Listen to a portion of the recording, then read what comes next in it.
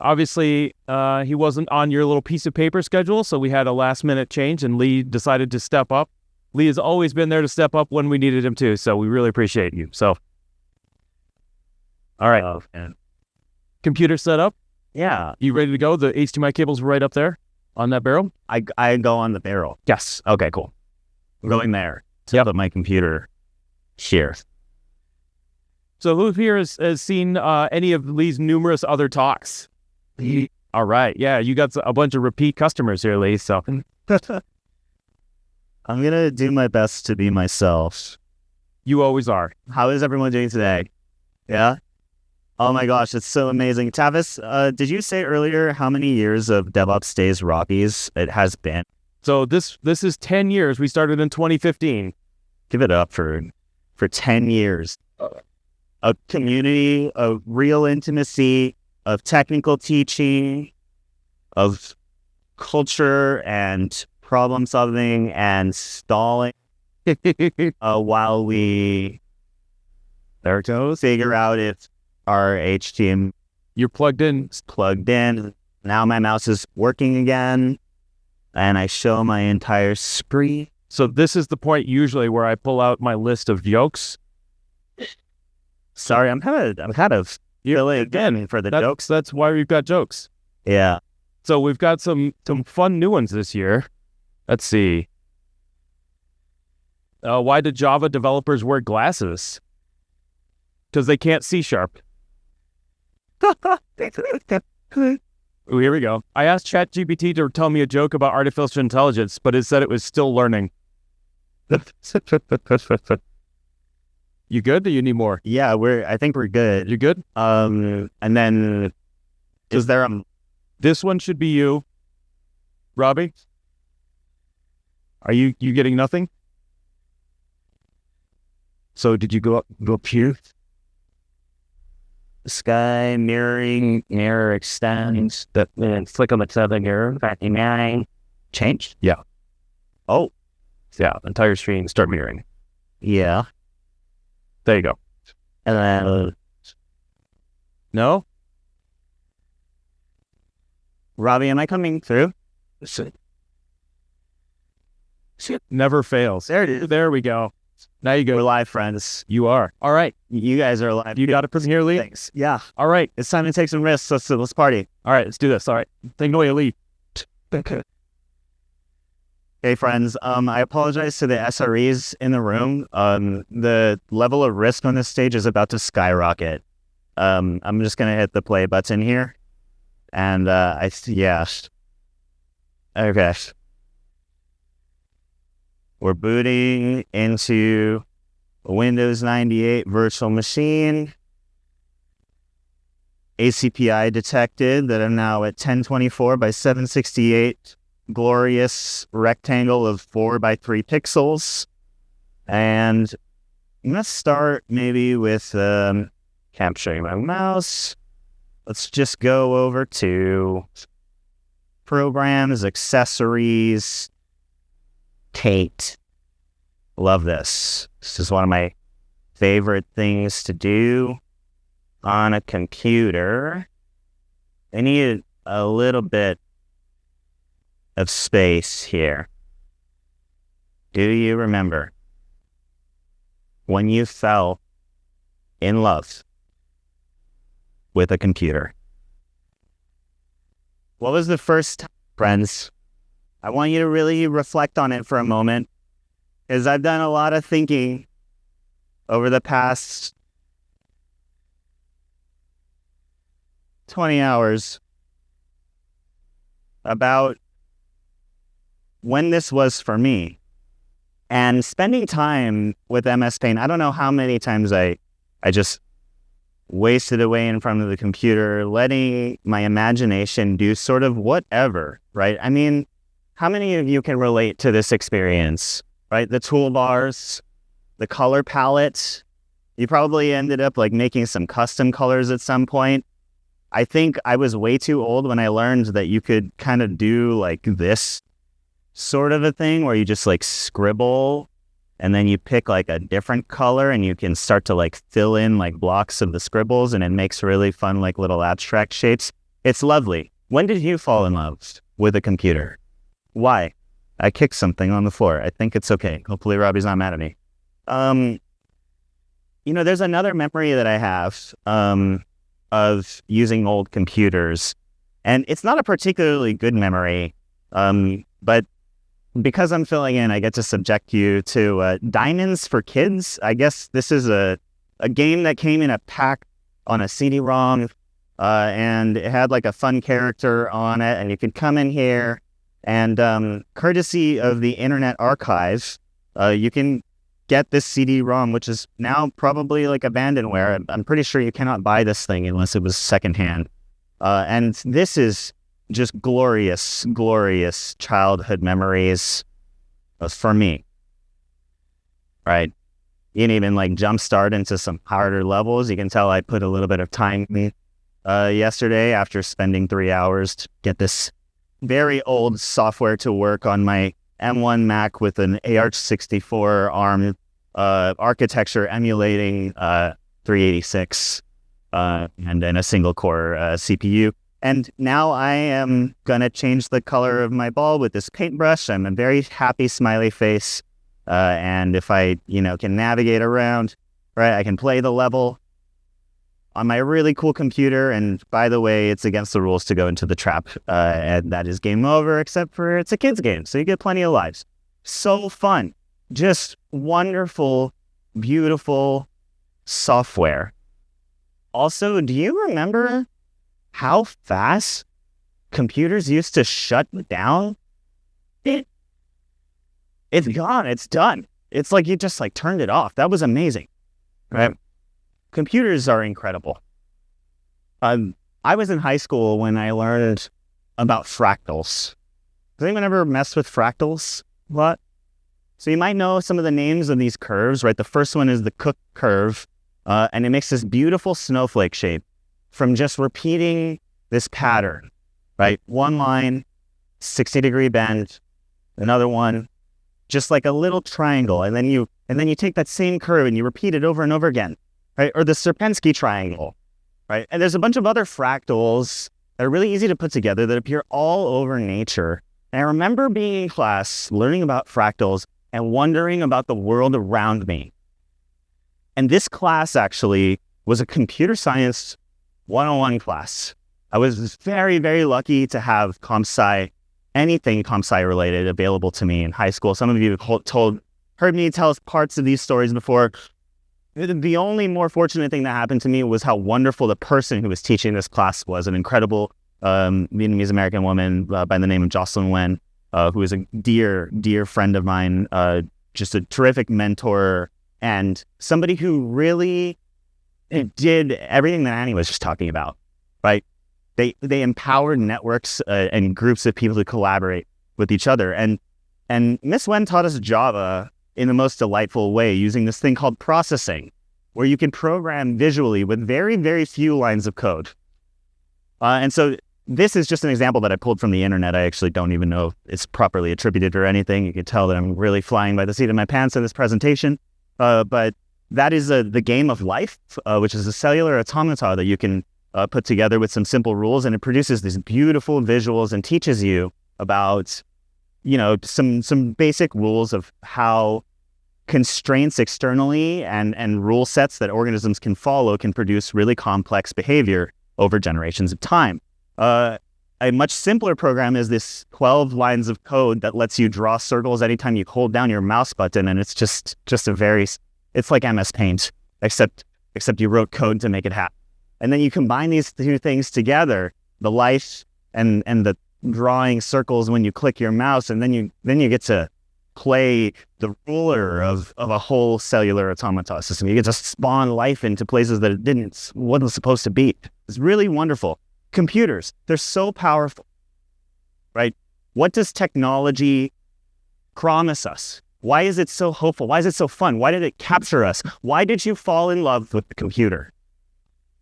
I cribbed this from Scott Hanselman's TED Talk, which he gave a month ago, about whether or not technology is delivering on its promises. Tech, Scott posits, promises us creativity, connection with other real human beings, and convenience, right? Power, superpowers, conveniently at the tip of your fingers. I mean, there is more power in my pocket, more power in the microcontrollers running my watch, more power in this machine than there was on the entire planet several decades ago in terms of raw computation. And what is technology doing with that power? About connection. When we find ourselves meandering through life, right, I actually had, this is a little bit of a new idea to me, this idea that we have our first place, right, the place we call home. We have a place for our vocation, mission, or the place that we are growing with ourselves, or the place that we are obligated most heavily to, be work, be school. And then there are sort of these lower commitment places that we find ourselves. We walk around the park. We enjoy our time in a cafe. I was spending some time at a farmer's market with a dear friend and my wife yesterday. It was an amazing place where I felt like I belonged, and wonderful things were happening around me, and people were experiencing life and bartering with each other, and we were discovering food, and it was just a wonderful time. And I was also very fortunate to discover a third place for my profession very early on in my career. That was around 2015, 2014, getting into the Denver meetup scene. There was this group called Denver DevOps. And many of those people who were stewarding that group are still standing in this room today.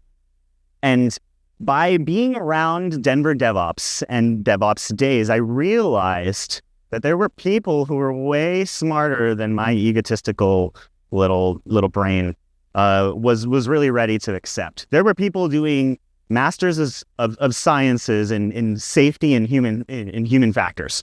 There's people doing PhDs researching velocity in software teams and systems at large tech firms. And these people are drawing on the work of sociologists from back in the 80s and the 90s, coming up with models like the Golden Triangle, which create a stool which cannot stand on its own without the legs of people, process, and tooling, right?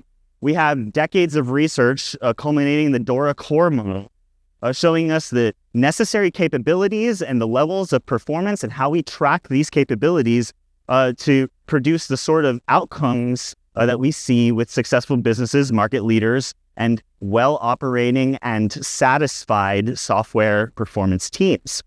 So like if I go over to the Dora page for the core model, you can actually break this open and kind of see what these capabilities are, right? Like this is one of my favorites, working in small batches for fast flow, and doing that with the Dora metrics produces people who are very satisfied with their jobs and who are learning and who are teaching each other and who are generating new techniques and feeding back into our larger community beyond just their company. This is DevOps.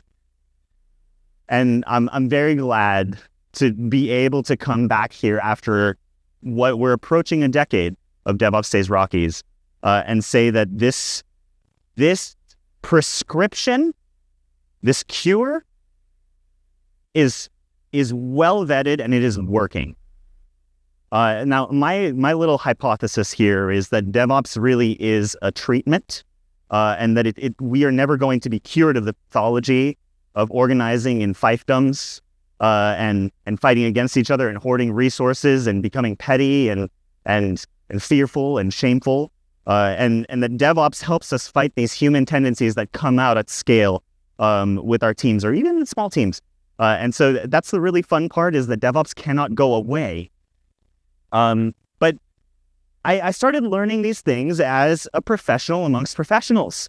Our practice is incredibly mature. It's super cool. Here's what our practice produces, at least in my little corner of the universe, right? I'm from the cloud native world. I help maintain this project called Flux.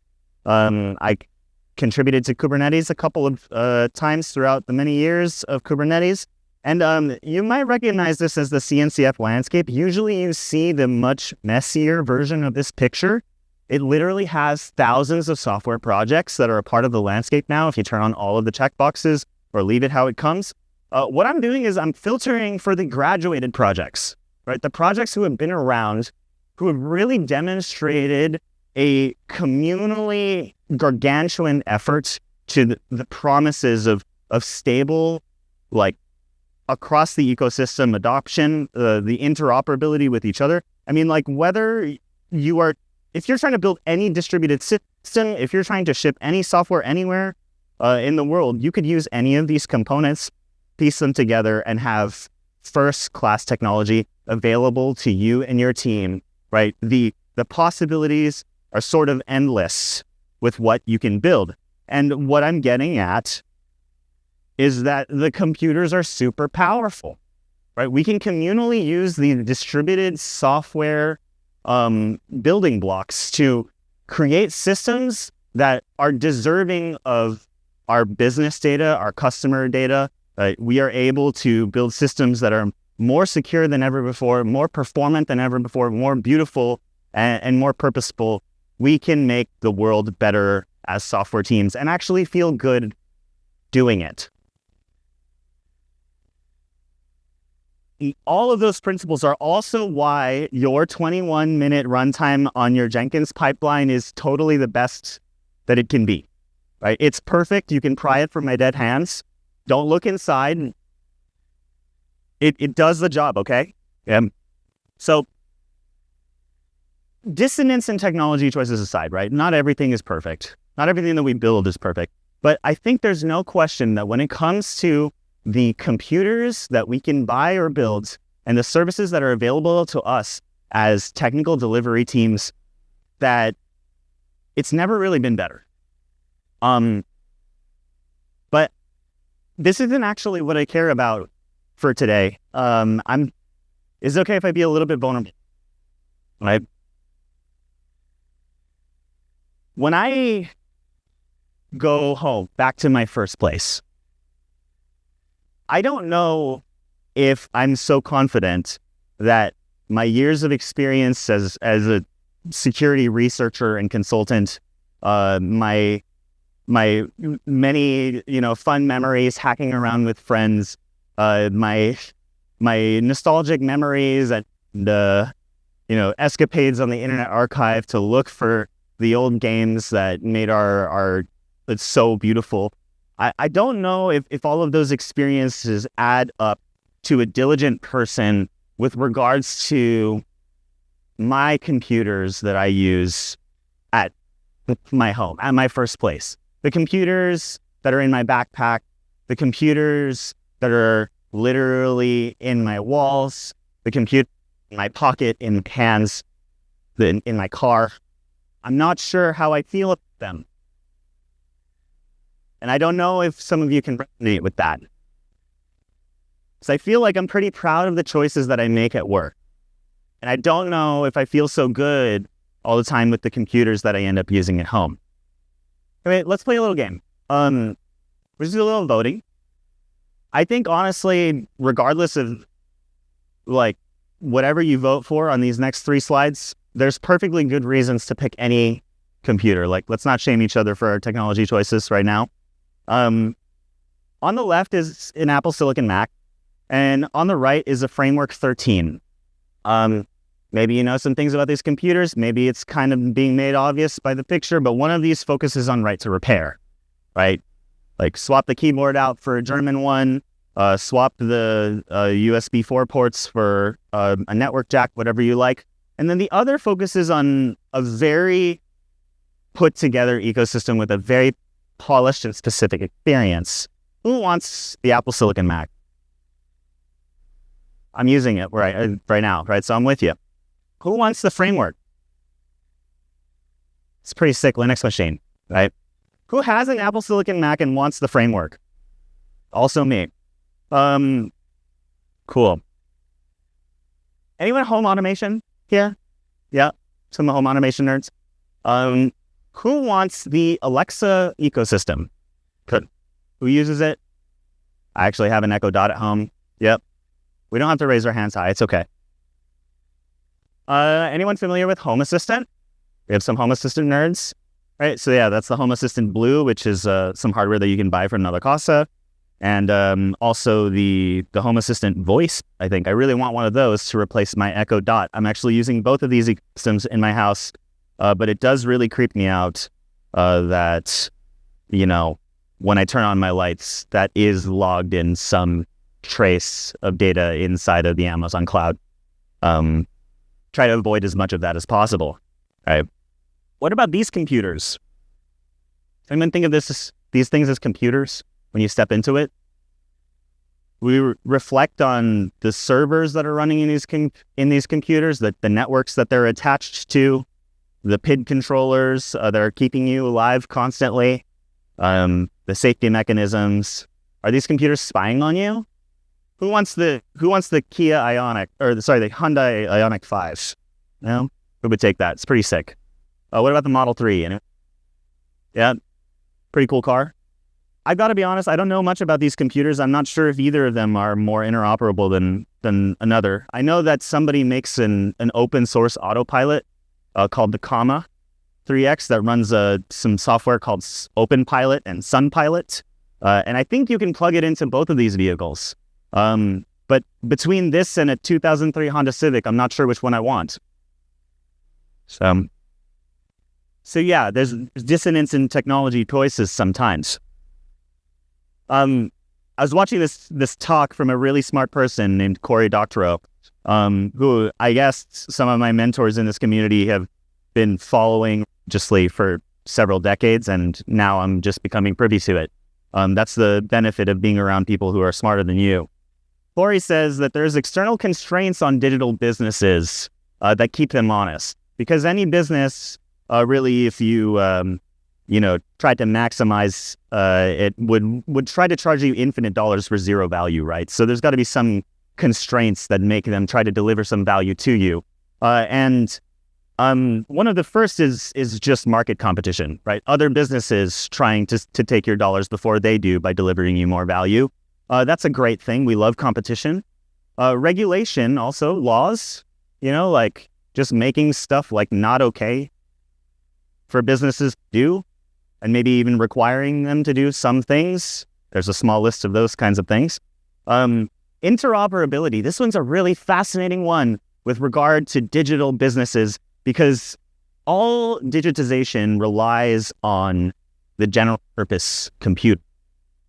Bar quantum computing, which is a new thing that still will have its own constraints.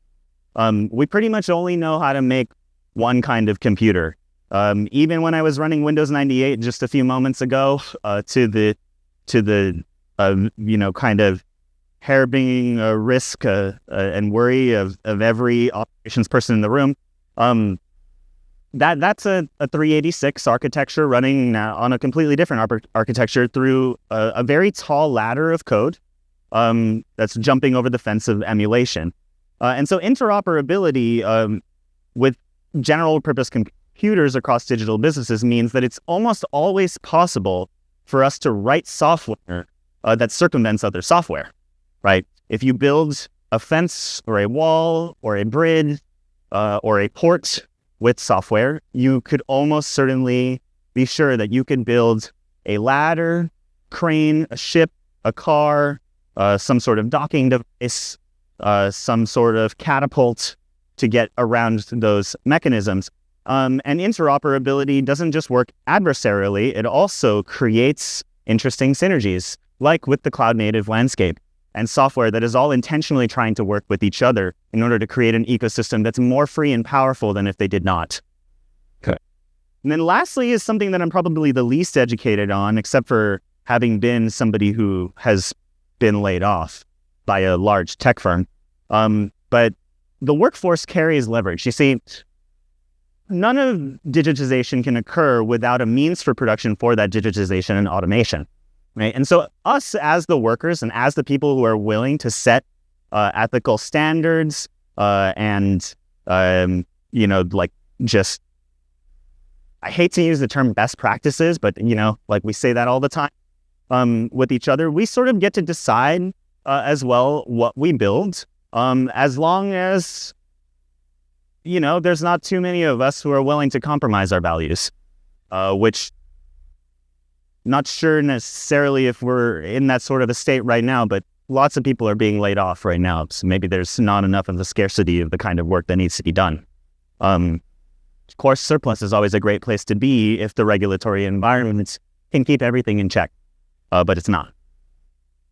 But with these couple of computing examples that I sort of cherry-picked for fun conversation, I think that a really interesting difference that's happening between these computers is how interoperable they are, right? Even just putting some Phillips head screws on the back of a computer makes it more interoperable with tools that you have in your house, right? It suddenly makes the computer so much more repairable. And now you can start to think about other people being incentivized to build new keyboards or doodads or frames or 3D print some things for your computer. And so that's a really cool thing to be able to hack on. At the same time, it's not like the Mac is not interoperable. I run a lot of software that was originally designed for Linux that has been compiled for my Unix Mac. And it's also using a bunch of BSD utils, and it's a very good compute. The Home Assistant thing, I mean, that's just the right choice. So I'm just going to throw away the Alexa Dot at some point. It was free. My mom had it. I pulled it out of the drawer. I feel bad about it. There's a solution now. I should spend the money and time and fix it. But yeah, Corey is really smart. And he's the special advisor for the Electronic Frontier Foundation, which again is an organization that is older than me, that has been fighting for my digital rights since before I was thought of. I grew up with an internet, I think, that felt more open than the one that we have today. Even Google themselves in antitrust lawsuits will admit that they've had a part in making the internet kind of suck.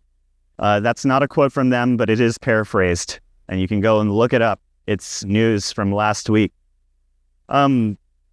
These people, they know about the regulatory landscape. They are hackers themselves, and they get in there and they fight for all of the cases in which people try to take the good things that we enjoy and use them against us. So for instance, here's an example of something that the EFF could authoritatively put together. Unintended consequences of 15 years of DMCA-like laws being implemented sort of around the globe through some very coercive trade practices. Let's just look at a couple of examples here. Activision shuts down a video game tinkerer. Sony threatens Norwegian website Gitorius. Texas Instruments targets calculator hobbyists. I mean, come on. The TI-84 nerds, leave them alone, right? What else have we got? Suncom threatens researcher. This person figured out that if they held the shift key, they could pretty much thwart the copy protection on this company's software. Why are you mad about that? And why are you sending them a cease and desist? This is not the proper way to go about things. This law is here to try and enforce copyrights, right? It's not there to protect you from being stupid. And again, I'm not an authority on this, and I'm very glad that there are organizations out here who are incentivized to keep our internet free and open for us.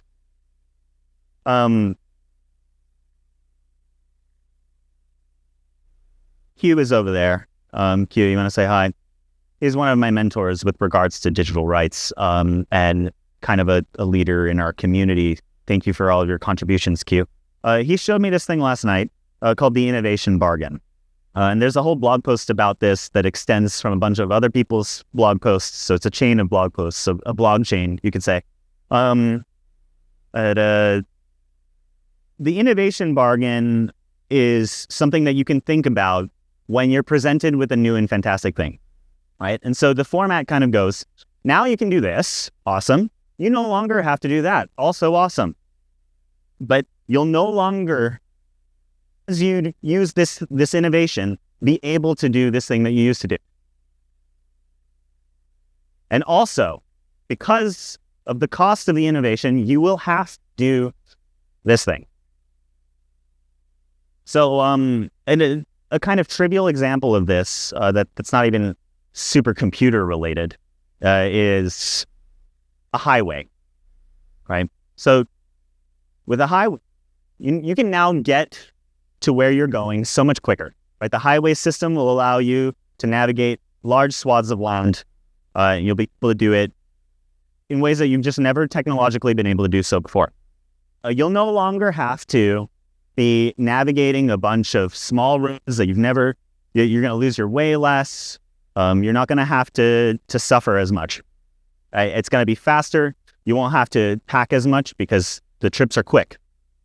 But you're no longer going to be able to enjoy the walks by the lake where the highway passes, right? You're no longer going to be able to get the physical benefits of doing so. You're no longer going to be as practical about where you're going. And now you will have to maintain and own an automobile and insure it, right? Place the tires, keep it safe, learn how to drive, get licensed, all of these things, right? There's a cost to the innovation, and there's a trade. Now, some Europeans would argue this, but I think us Americans, we do like our cars, right? So we've all kind of collectively decided the innovation bargain for highways is kind of worth it, at least the way that it's played out. Josh, again, wrote this blog, put together this diagram. My wife loves her Kindle, and this is his perspective on it. He puts the freedom versus limitation on the vertical axis, right? So the first two questions are about freedom, and the last two questions are about how it limits you. And then the first half of those is really what's sort of happening kind of as a result of the innovation without you doing anything. And then the other bit is you being actively involved and sort of reaping the reward of the benefits. And with the Kindle, you no longer have to lug around big, heavy, bulky books. I actually really would have liked a Kindle for my school books when I was biking to school every day because I had like a 40-pound backpack. Now, you can read those books anywhere. Right? It's going to be super simple, super easy. You don't have to like worry about taking them back to the library and all of that. Everything is digitized. But you'll no longer be able to enjoy the feel of the leather bound, right? You're not going to be able to smell it. You're not going to get that tactile. As much as you fake it, it's just not going to work. And you're also, I know it's a little bit of a trade-off, going to have to buy all of your books from Amazon. So how do we feel about the Kindle? This deal, it seems like pretty fair at first, right? But that last bit, it sets up something that is a little bit more sinister. It sets up this idea that the platform is sort of getting in the middle of the customer of the book and also the publisher of the book. And when you amass enough gravity as a platform to control the price both to the person who's buying the thing and to the person who's selling the thing, you get to dictate the terms of how those people discover each other. And you get to do that in an automated way, right? On minute details that you can twiddle that no human being would ever waste their time to do. You can create unfair business practices.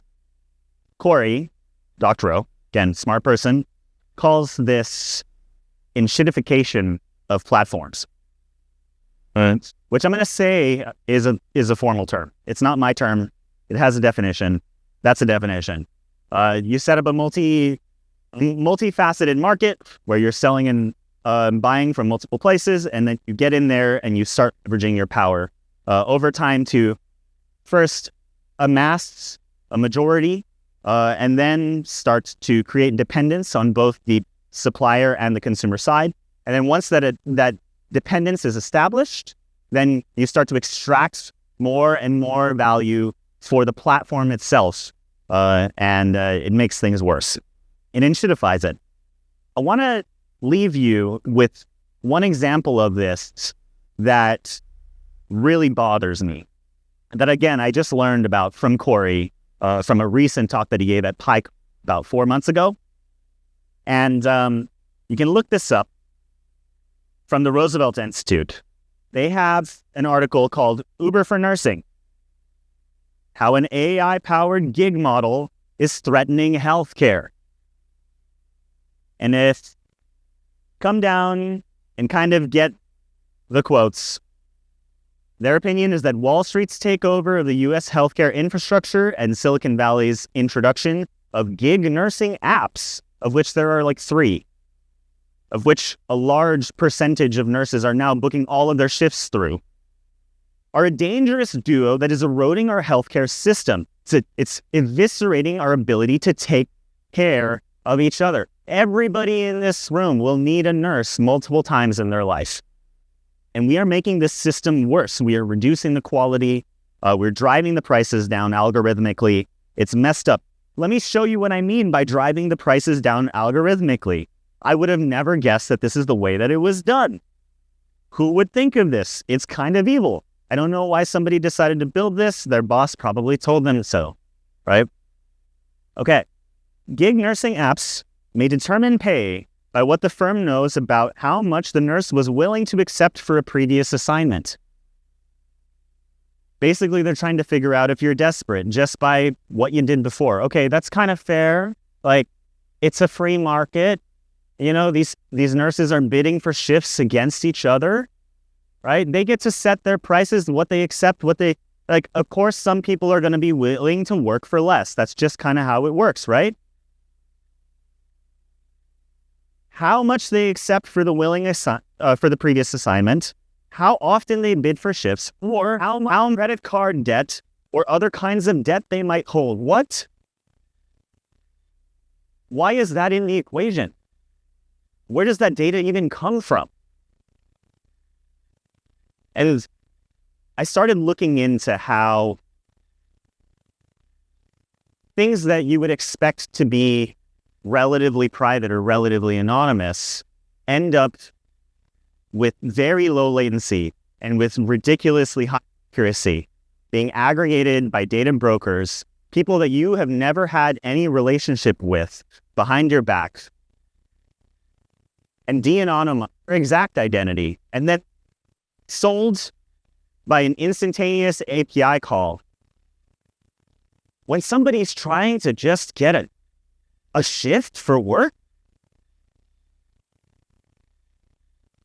You know, I'm Filipino American, right? I'm the second generation of my family in the U.S. now. My mom moved here in high school. Filipino people are awesome, and a lot of the stereotypes are true. You know, a lot of us are nurses, and I didn't know this about the gig work ecosystem, about these apps, and now I want to call up all of my fucking cousins, because something like this, it just gives me chills. These are not the computers I grew up with. It's not fun. It's not pretty. And it does make me mad. Excuse my language. That bargain is not worth it. That kind of bargain is, in my opinion, a failure of regulation.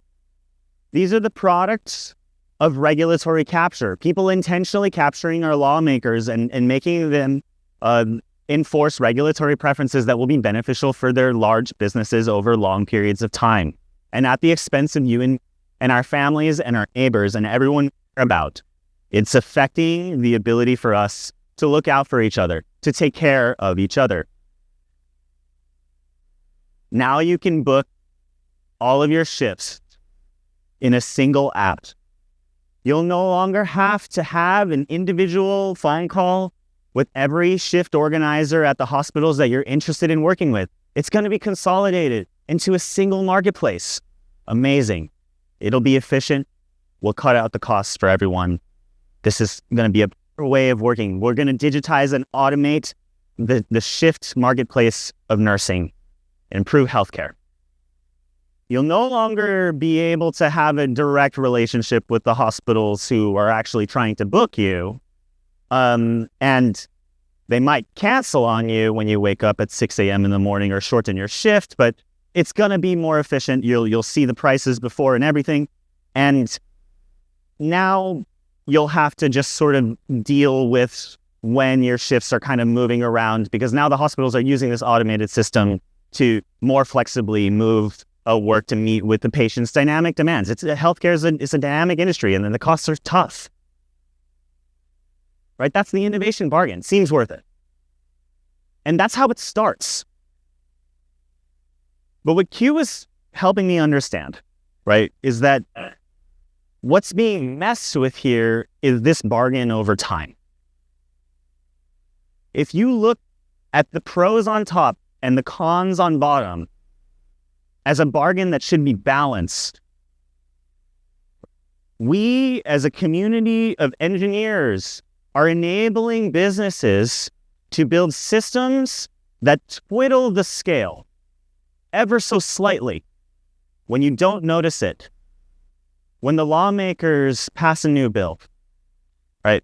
When the people get lax, when the market share goes up, right? Just put a little bit of weight. Let's just make the deal a little bit better for us because of all of the value our platform is providing. Until your weight gets so heavy on the list of cons that you can't even recognize.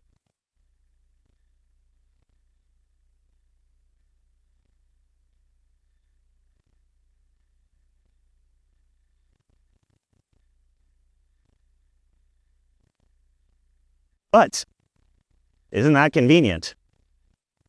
You'll no longer have to really be worried about how work comes. Like, we'll kind of let you know when it's coming, if it's a price that you're willing to accept. We'll figure it out for you. You'll no longer be able to really control the price of your work, but we're going to promise to efficiently make sure that the market is priced as how everyone needs it. And you'll have to kind of work when we say. And by the way, if you're broke, you're not making as much. We're going to check. That's not a good deal. That shouldn't be allowed. If there was a third place where I could come and be uncomfortable with other fellow human beings who are also uncomfortable with these realities in front of us, I would show up. I would show up and I would commingle and I would co-work and create a little bit of home and a little bit of vocation amongst people that I felt like I belonged with, admittedly with lower commitment. I mean, I've got to show up for my coworkers. I've got to be on that Zoom call. But I want to be here in this place. Denver DevOps is in very much a place that feels like home to me and a place that has enabled me to be more successful in my work. And I would like for this third place to also be a place where we can talk about our digital rights. And so I've got this code for Slack over here. This is just our normal Denver DevOps Slack. We have a digital rights channel where you will already see a history of some of the discussions that we've been having over the past couple months. Earlier this year, Q spoke at our meetup specifically about the EFF and gave us a little bit of a call to action as a group that if we would so think it, that we would actually consider aligning with the Electronic Frontier Foundation's EFA, the Electronic Frontier Alliance, a loosely coupled and affiliated group of organizations who stand for free expression, security, privacy, creativity, and access to the knowledge that we need to look out for each other. And this is something that resonates with me. I think it'd be fair to say it's something that resonates with like Carrie and David and Hemant and a couple of the other folks. And like for anyone who's kind of been involved, if you would like sort of wave your hand, if you want to stand up and kind of wave at people. Yeah, Andy's over there, I see as well, right? Make some eye contact with people because I want to make it obvious that this is a physical thing that's happening in our community, right? We know each other, we know each other's names, and we want to hear each other's stories. We also have a meetup that's coming up on October 8th. It's a Wednesday. ChainGuard is sponsoring it, and we'll probably talk about some secure supply chains there. But the meetup is always our space. If you guys want to talk about the EFA, if you want to talk about digital rights, something that is making you uncomfortable, If you want to decide to give a damn about this stuff, then I think that this is a good place to do it. But with regard to the computers that we deserve, I feel like I can imagine them because I feel like I remember them. I feel like I remember time when the computers made me hope, made me really excited. And I love working on technical solutions with friends and technical problem solving. There's nothing more fun than getting up on the whiteboard and drawing a cool diagram about how you're going to make sure that this stays there and doesn't get there. And this is where the security thing is. And, and this is how much it's going to cost. And that seems probably acceptable within budget and all this. It's fun. It's fun to build computers and systems. Let's make it fun. And look out for each other and fight for the computers we deserve. Thank you.